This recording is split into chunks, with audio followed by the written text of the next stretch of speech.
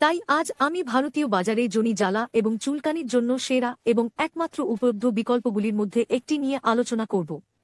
West coast ল্যাকটিজেল vaginal jail আমার স্ত্রীরোগ বিশেষজ্ঞ আমাকে সুপারিশ করেছেন।